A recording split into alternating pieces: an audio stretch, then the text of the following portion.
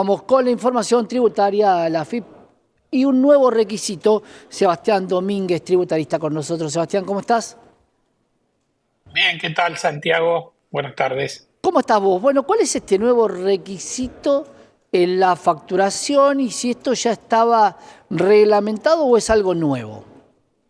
Es algo nuevo, es algo que introduce el paquete fiscal, es algo que durante muchos años, en general, los tributaristas siempre hemos indicado que es importante que el consumidor final sepa cuánto paga de impuestos cuando hace una compra de un bien o contrata un servicio. Pero bueno, siempre hubo mucha reticencia en que se obligue a discriminar los impuestos indirectos en el comprobante, especialmente el IVA, pero también ahí podemos tener impuestos internos, impuestos a los combustibles, diferentes impuestos, incluso impuestos al débito y crédito, y también hay impuestos provinciales y tasas municipales. Lo que se hizo en el paquete fiscal es incluir un artículo por el cual, a partir del 1 de enero de 2025, en todas las operaciones con consumidores finales y sujetos exentos, los responsables inscriptos van a tener que discriminar el IVA.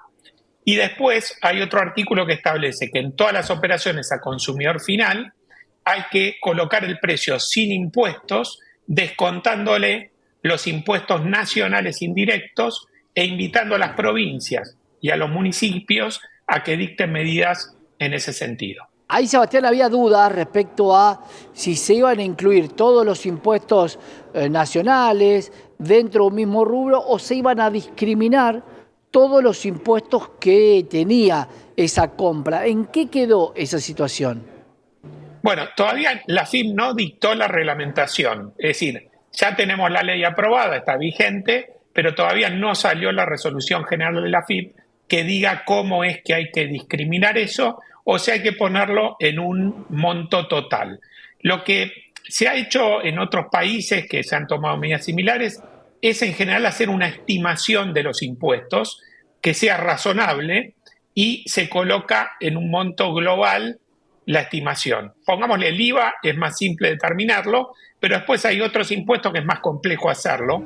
En consecuencia, podría llegar a ser que esté un impuesto estimado. Y Claro. también podría pasar, esto dependerá de lo que establezca la reglamentación, que, por ejemplo, no se le exija a los pequeños contribuyentes que vendan a consumidor final, podría llegar a ser que en esos casos no estén obligados a discriminar. Vamos a tener que esperar a la reglamentación para conocer la letra chica. Esto podría llegar a ser de alguna manera, y entendiendo que la filosofía del gobierno de Javier Gerardo Milei es justamente bajar impuestos, es fijar cuántos impuestos se pagaban para luego bajarlos o es simplemente una utopía que se me ocurrió.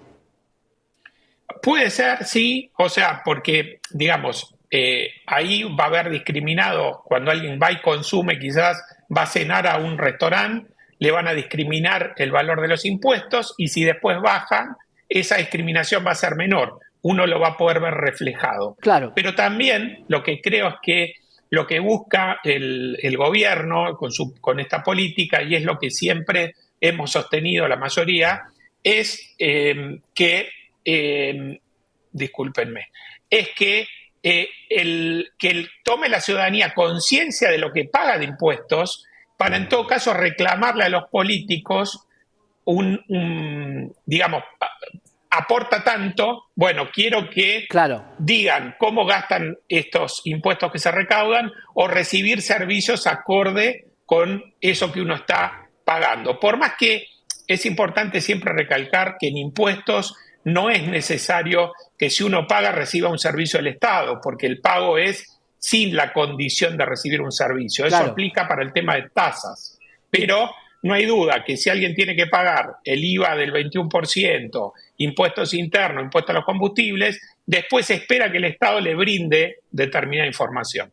Bueno, ahí, Servicios, digamos. claro, ahí la gran pregunta es, ¿eso puede servir en un país del primer mundo, no en un país que lo que recauda lo tiene que pagar directamente en jubilaciones y asistencia? Porque ahí hay un punto, si vos decís, bueno, yo no pienso pagar más estos impuestos, la Argentina recauda menos y no está en condiciones recaudar menos la Argentina? Porque no tendría este equilibrio fiscal tampoco. Claro, la realidad hoy es que los impuestos indirectos, estos que se van a comenzar a discriminar, por ejemplo, el IVA, que es el que más impacto tiene, no se puede reducir hoy por hoy, porque la recaudación del IVA es la de mayor de impuestos nacionales, no se podría bajar porque estaría comprometiendo Claro. las finanzas públicas con el plan del gobierno actual.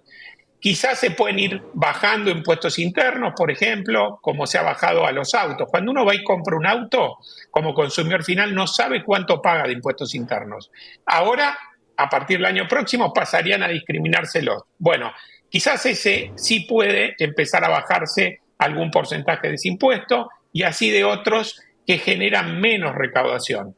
Pero de los que del IVA, por ejemplo, difícilmente en los próximos años pueda disminuirse. Hay otros todavía que hay que disminuir antes. ¿Por qué no puede bajar de una alícuota de monotributista que también tiene gastos con IVA de alguno de los impuestos? Porque de alguna manera podría juntar tickets y tener todos los impuestos que vos estás pagando, ya estás aportando. Si no, ¿no habría una doble imposición si yo pago un monotributo y además pago el IVA por todos los productos?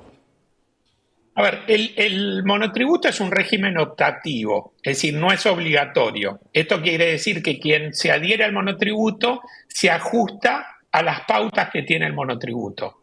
El objetivo del monotributo es que se pague en una sola cuota, digamos que tiene tres componentes, ¿no? Impositivo, de seguridad social y obra social, se tributa en forma simplificada. Y eso hace que sea una tasa, digamos, si uno suma, por ejemplo, el que más tiene que pagar en la categoría máxima de servicios, la cuota lo representa alrededor del 15% de sus ingresos. Claro. No es un valor relevante y a medida que uno baja en las categorías representa menos.